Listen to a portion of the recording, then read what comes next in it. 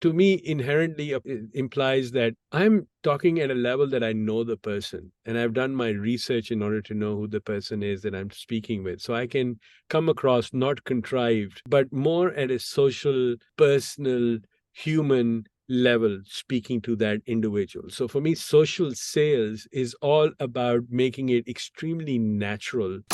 Welcome to the Making Sales Social podcast, featuring the top voices in sales, marketing, and business. Join Bryn Tillman and me, Bob Woods, as we each bring you the best tips and strategies our guests are teaching their clients, so you can leverage them for your own virtual and social selling. Enjoy the show.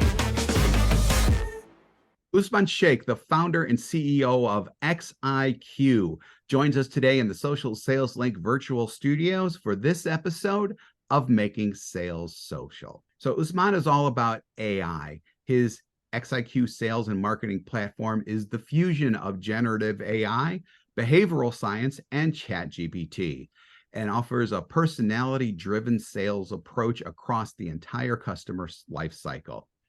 His goal is to humanize B2B sales and marketing through both generative AI and psychology. So we've all heard about how everyone should be using generative AI in a human fashion. I preach that constantly, essentially.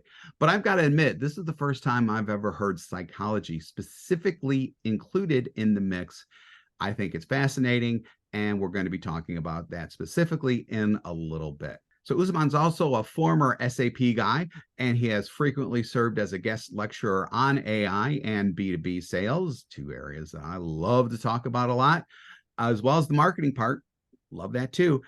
He's spoken at University of Texas, University of Wisconsin, Alabama, Louisiana State University, and Clemson. So if you're a regular listener, you know that we've been talking a lot about AI lately on Making Sales Social.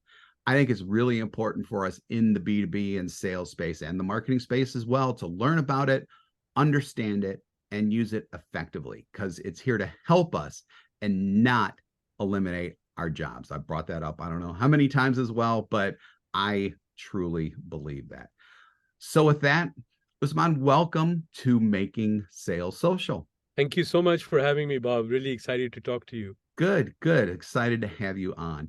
So our first traditional question that we ask at the top of every show is, what does making sales social mean to you? And while we ask that in a general sense for most people, I really want to hear your take on it, considering your use and your expertise of generative AI. Yeah, beautiful. So social selling and social sales, for me, if I back up before answering the question today, sales has become stale. Let's face it. There's a lot of cookie cutter out there. There's a lot of repetitive stuff that's taking place.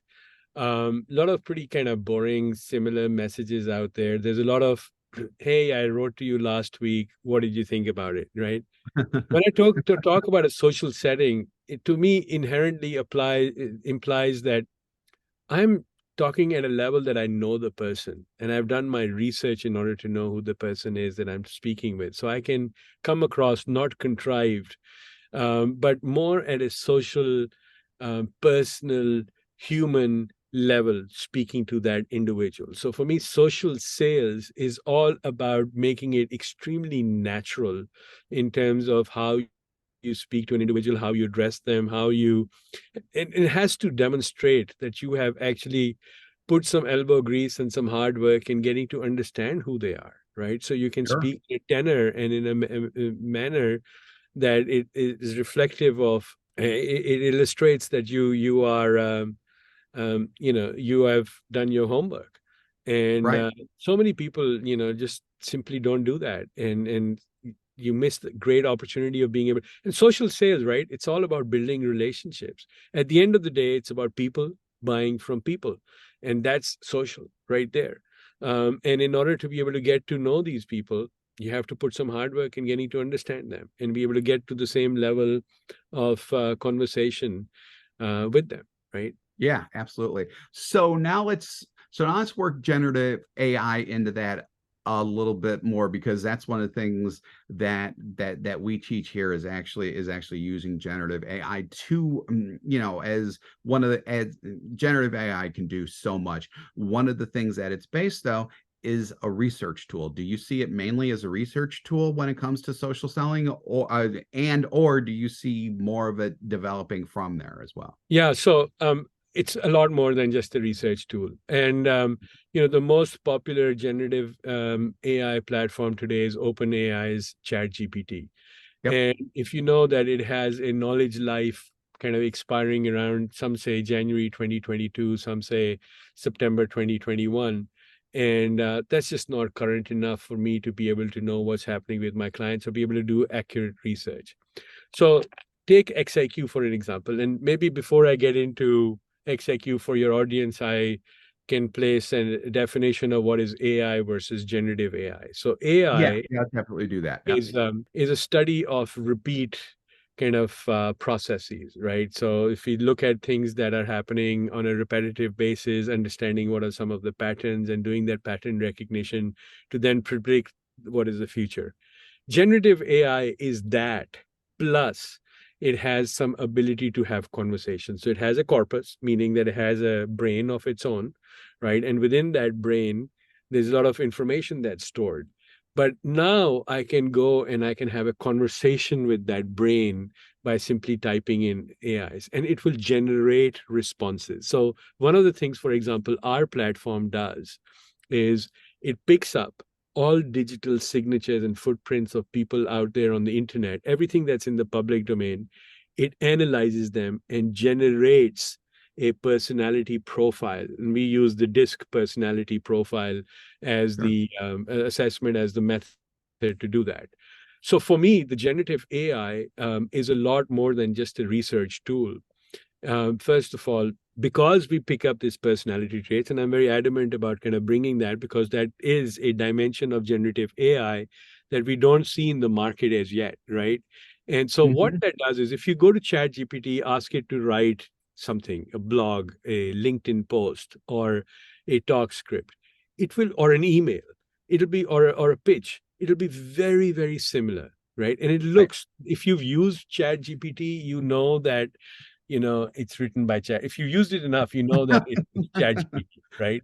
Yeah. And you If you certainly, read anything coming in, you can generally tell whether or not, okay, this is a human writing it, which is what I'm going back to before about humanizing it. But even when you humanize it at the same time, you kind of know if it's coming from ChatGPT just because it's got that structure. Sometimes it has those words that not everyone picks up on that just appear in a lot of different places in copy anymore because everyone's freaking copying and pasting out of a Chat GPT. yeah.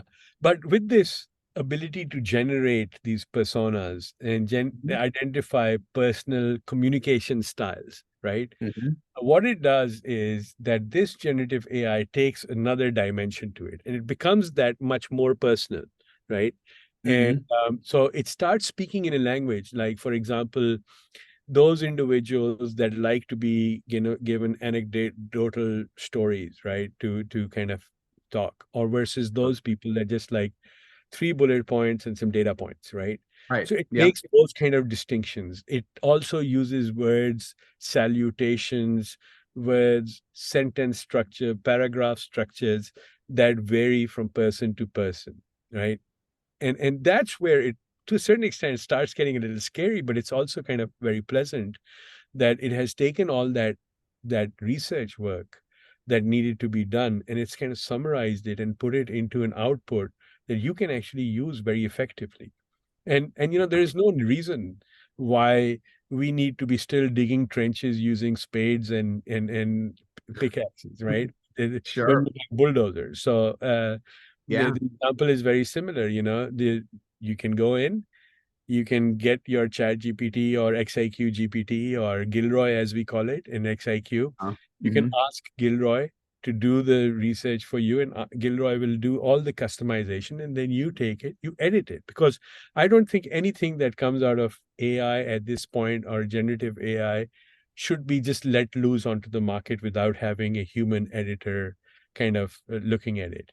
Right. But what it's done is it's taken those hours and hours of work that you needed to do to get it right.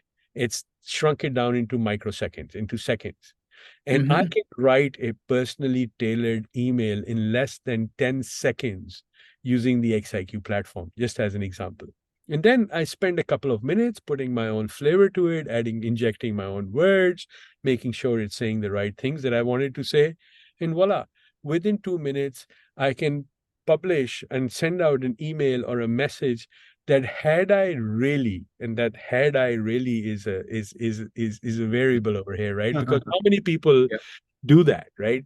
Right. Oh, Invest yeah. I was just thinking sometimes people struggle 15, 20, 30 minutes over one simple email just because they don't know what to say. And Chat GPT, I mean, sometimes when it comes to like writing copy and things like that, I almost view Chat GPT as like my writer's room. And sometimes it's like a writer's room slash advisory board almost, because it could come up with things. It can not only help me along with my message, sometimes it'll bring up something that I hadn't even thought of. And this is more copy than email oriented, but it's like, oh, that's really good. I didn't even realize that. Let's get that in there too. But I mean, even for the people who struggle with like email, like we were talking about, and for some people that struggle is real, and I appreciate that. Chat GPT, man, it's great for stuff like that. And then working in all that other stuff, I think it's even better.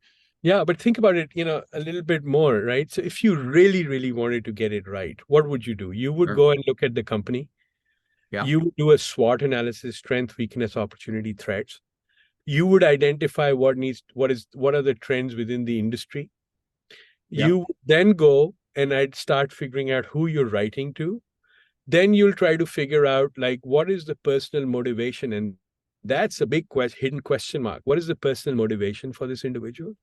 Then you will have to figure out what is the best communication style for that individual, right? You've gone, Yeah. and if that's really to get it right, and that is not a 15-minute problem solve. It's not just about word structuring words together. It's about Right. doing quality research to really get your message right for that individual, right? And this is where the psychology part comes in that I was talking about at the very top of the show. So it's interesting that, I mean, this is like, I don't know if you could say next gen Chat GPT, because I don't, I'm not sure if that's the right phrasing of it, but I mean, but just adding that psychology element into it, I think is probably the next level of using all of these tools. I don't know if you agree with that or not. I would call it humanized AI, right? Okay. All right. GPT is just a small little process of using a large language model to basically have a conversation, right? And True. now Yep. they're becoming courtesy of Chat GPT. They were really good at kind of bringing it out, but they've now let bag, they've opened the bag and everybody's out of the bag, right? So, Hmm. but I think it's the humanization of this that really, really matters because yes, you're right. As a research tool and being able to do a lot of heavy lifting, go through lots of data, that's all good.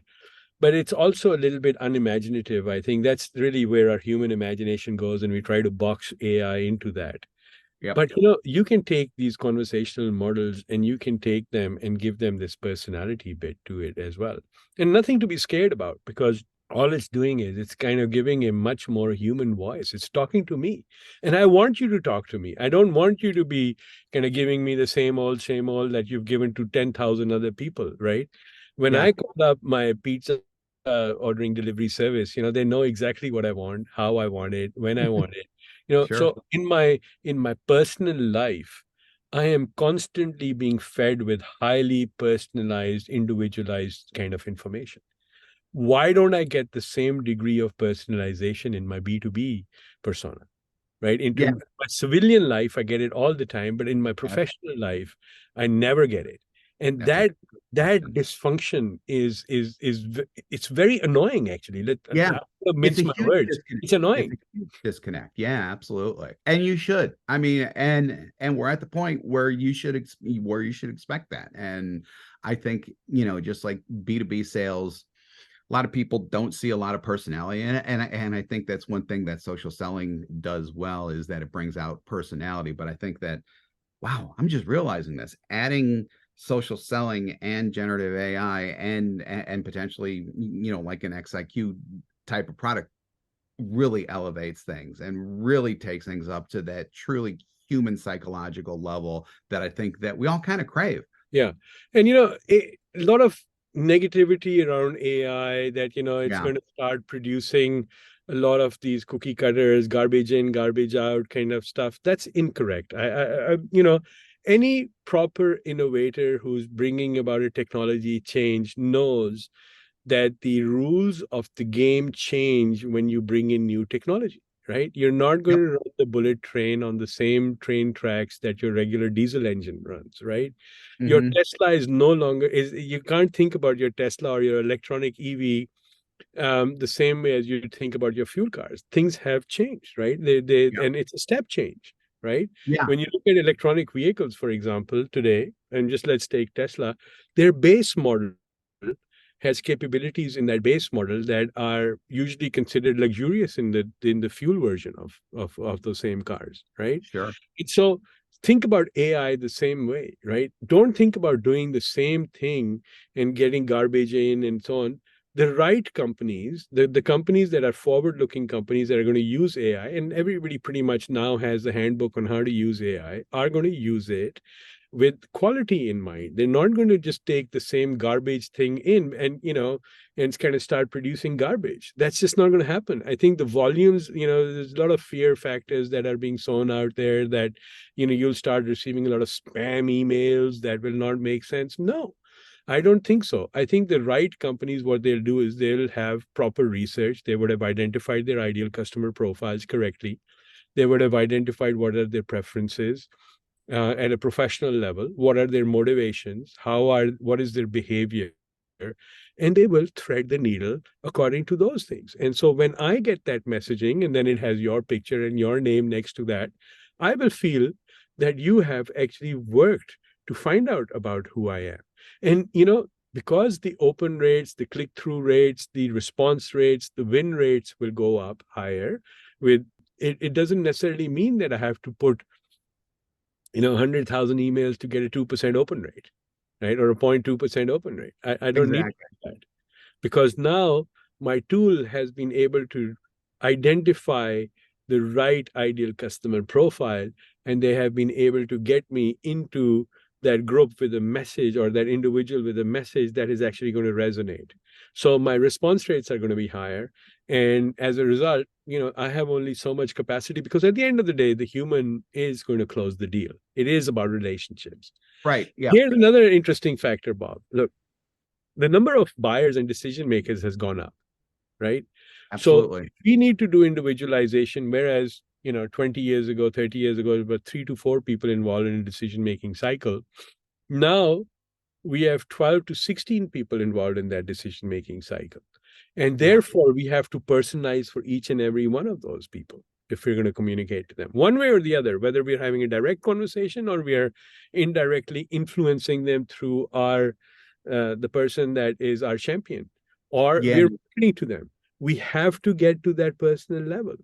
And, Yeah. and the human dimension today does not allow us to do that. Yeah, no, I agree with that, and I'm kind of chuckling to myself because all this just came up in a conversation that I had earlier today, just about we call it socially surrounding. So this is using social selling and LinkedIn to connect with as many of those people as possible ahead of time and at least establish some type of relationship. Now I'm imagining working AI and working, tools like yours into that equation and really discovering about these people more as you're socially surrounding. I hate using the phrase game changer because it is so overused, but I think in this case Overused. it actually applies. No, you're absolutely right. It's not necessarily a game change. It is a game changer because we've taken the game to such a low level that now to just actually able to play at par is Yeah. game changing, right? So we've just we've kind of tanked at the bottom, and it's just I feel the human element actually has really cost us a lot, and it's time to kind of right size it and kind of elevate the game a lot. And that kind of brings up, Bob, another interesting little dimension to what AI does, and the kind of demand for personalization in my professional life, it's who is the seller, right? The makeup of the seller is changing, Yep. right? The seller is no longer that charismatic, personality that would walk in and kind of steal the hearts of everybody in the room. The person that steals the hearts of everybody in the room is the person who knows how to connect with With everybody in the room, right? And in order to connect, I have to know what are those hooks. In order to know what are those hooks, I need to have done my research. And Yep. today, there's so much data out there that it's humanly impossible for me to do my research about all of that. So, Hmm. two things. One, these kind of tools like XIQ kind of help you elevate the game, but also the person using the tool, right? Who's going to be that person who's going to use the tool is going to be the one who is much more focused on due diligence in kind of finding out those little things. And they're the ones who are going to get mind share out there. Yeah, This absolutely. could be the flashy personality that kind of walks into the room wearing the best suit, you know? Yeah. And an AI powered suit. In fact, I Um, would say it's amazing that you hear people out there scared to death. I was going to say something else, but we're in a yes, family I got it.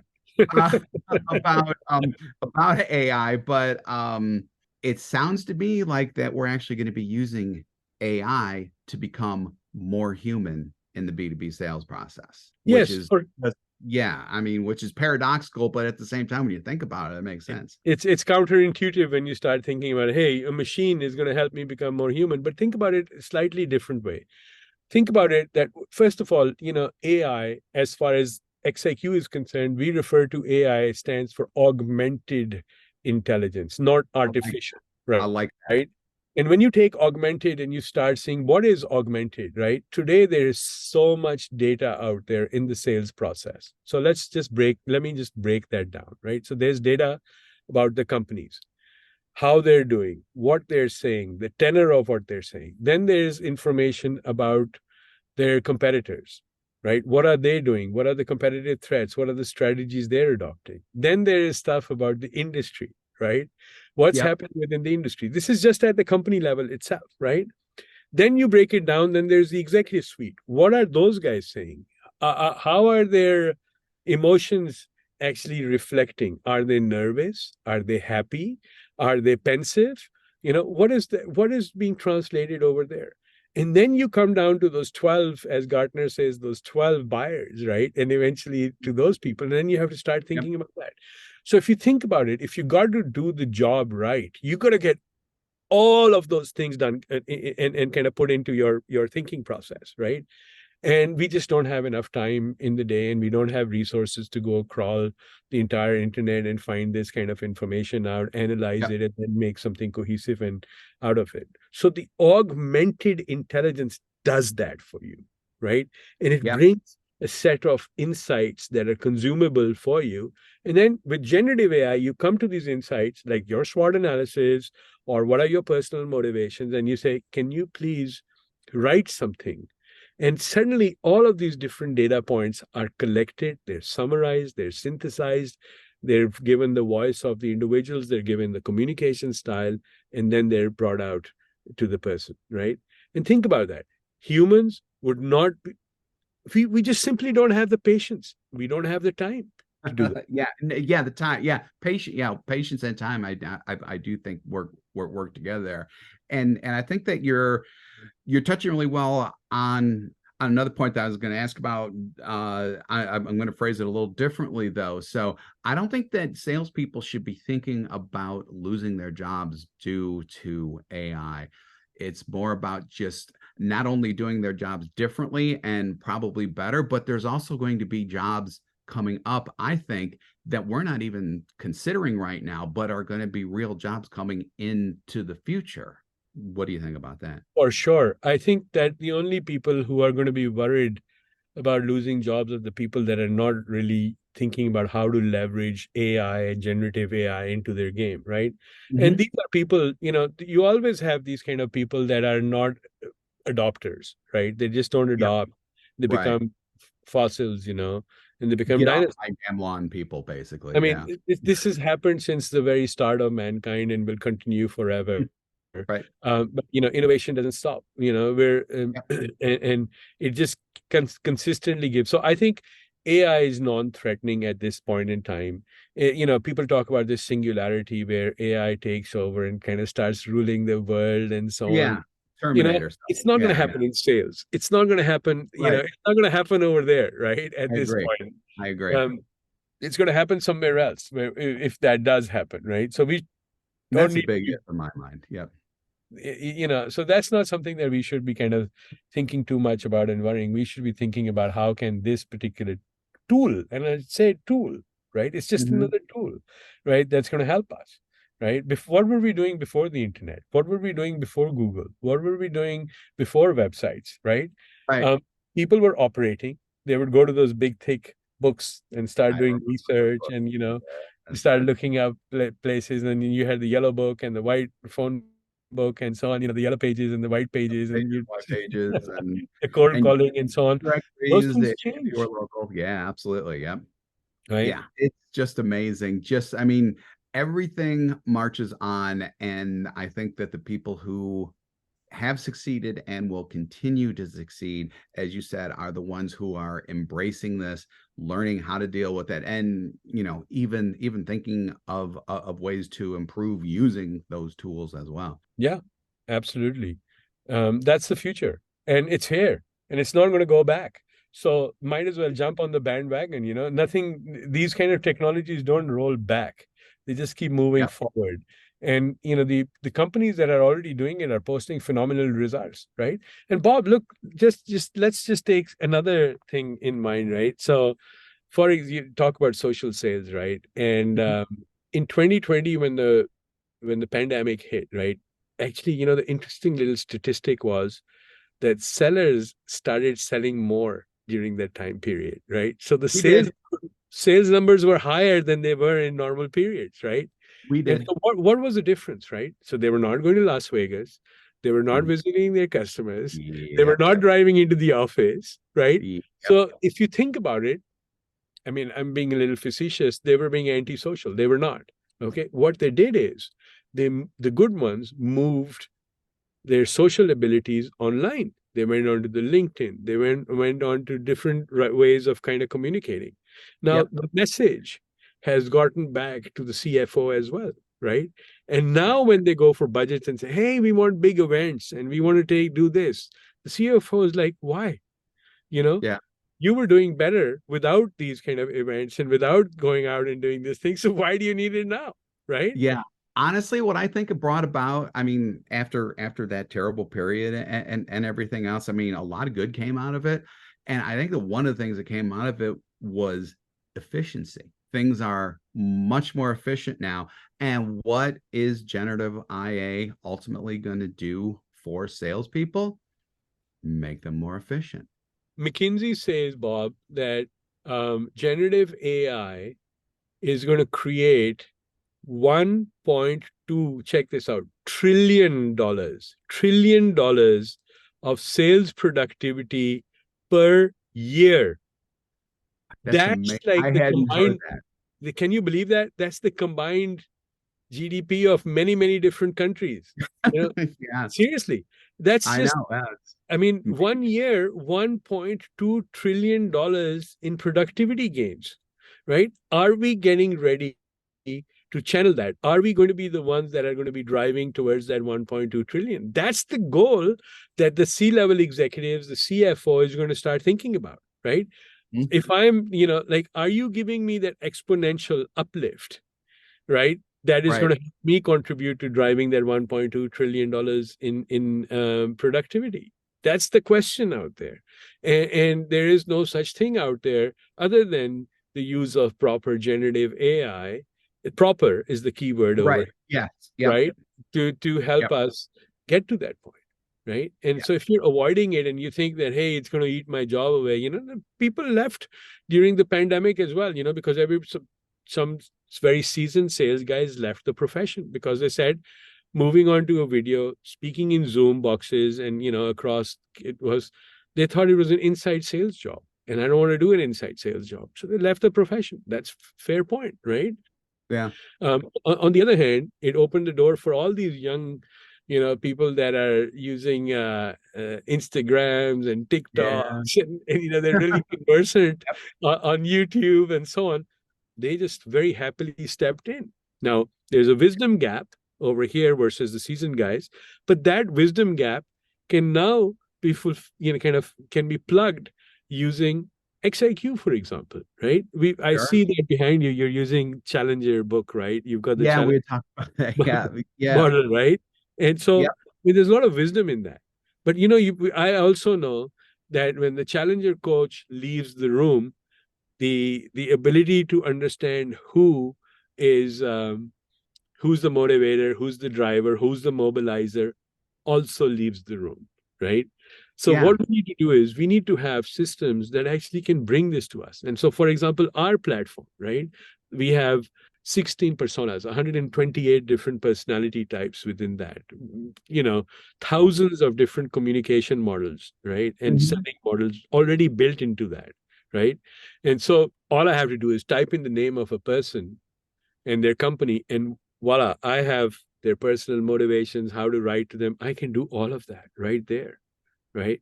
So it never leaves the room with the coach.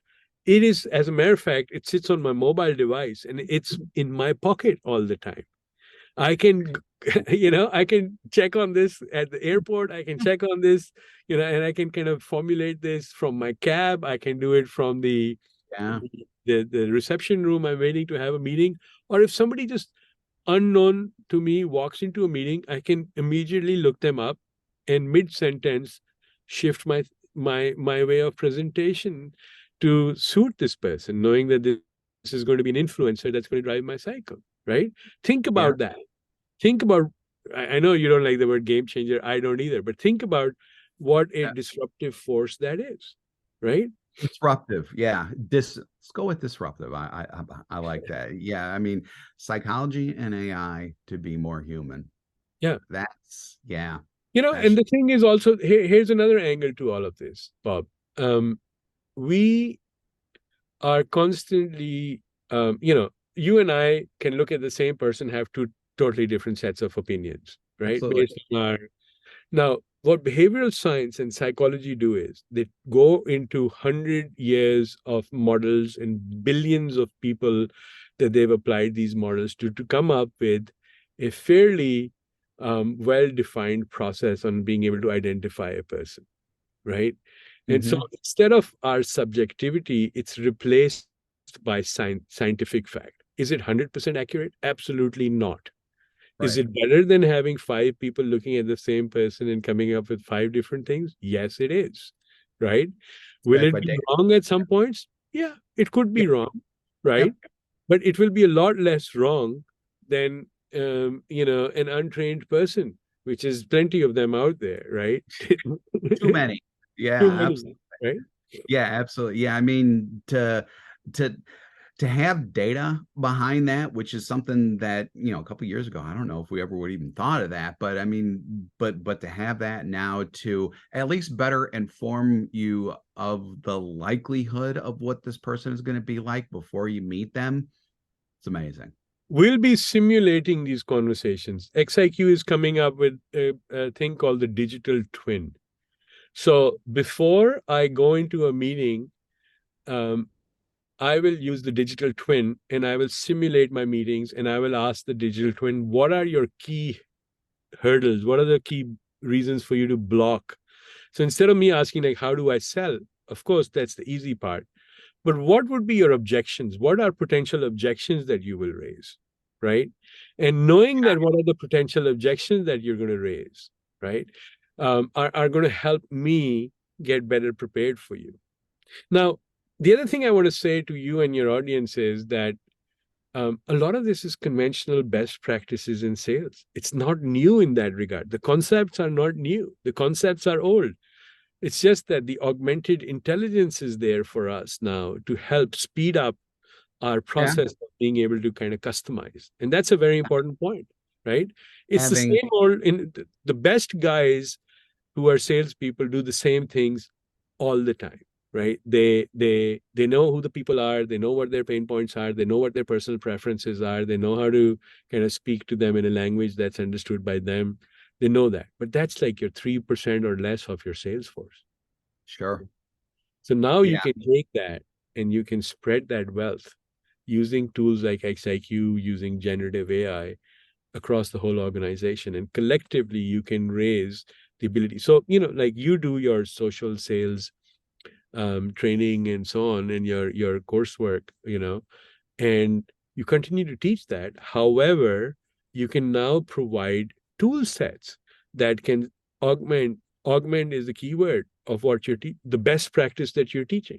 Yeah, and we're always looking at those types of tools because as I said before, when we were talking before I hit record, I'm kind of the AI guy within the company, and I'm always looking for tools and things like that to offer not only my following but our company following, and especially our individual clients and our corporate clients as well. And the number of tools out there is staggering. Some are great, some are not so great, but you know to have these on your sales tool belt, which is I kind of coined that phrase, although I'm not the first one to say that, years and years and years ago. And I always used to say that LinkedIn is a tool on your tool belt. It's more like the hammer or the screwdriver. It's an important one, but you do have other tools and you can't forget about using those as well. Now with AI, I don't know what size or what comparison to a tool that would be, but I mean it's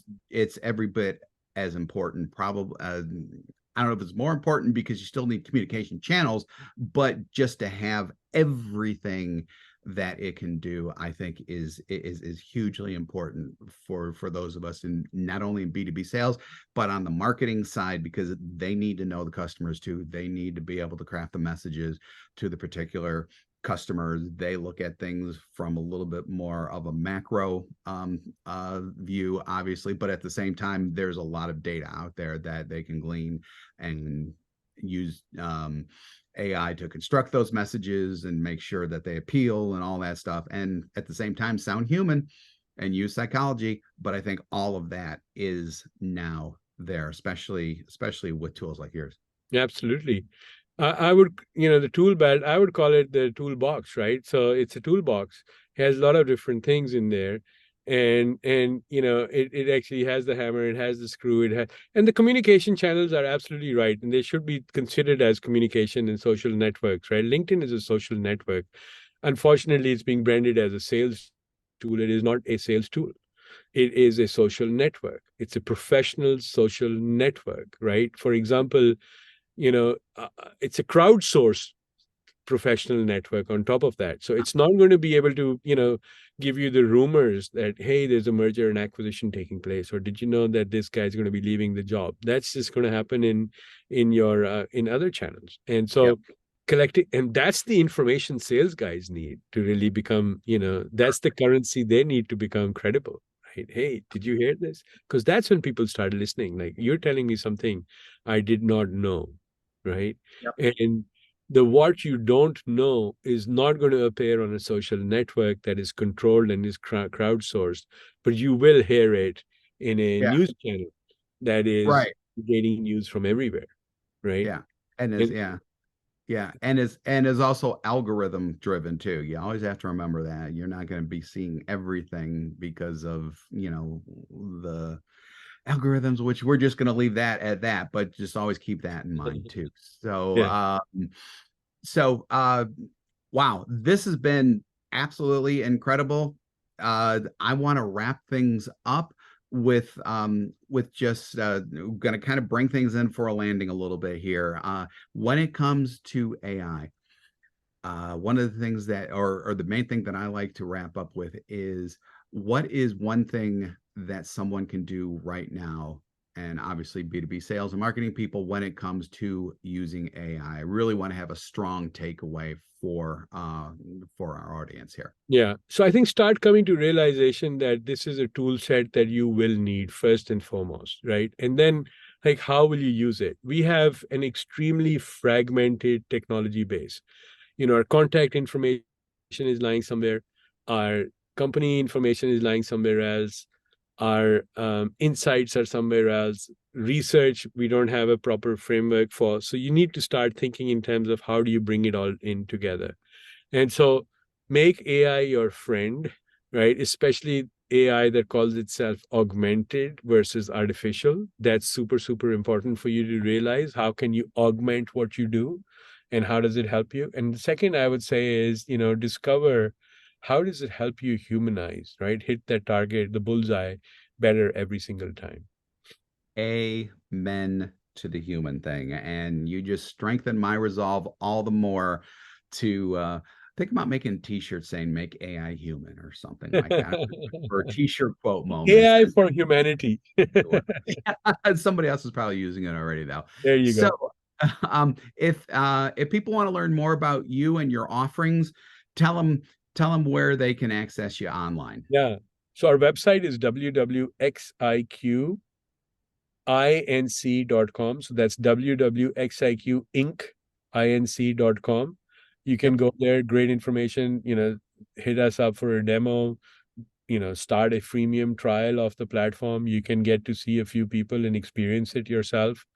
Um, and then LinkedIn, we are on LinkedIn, xiqinc.com, not .com, xiq, on LinkedIn. And then myself, Usman, that's USMAN, last name Sheikh, SHEIKH.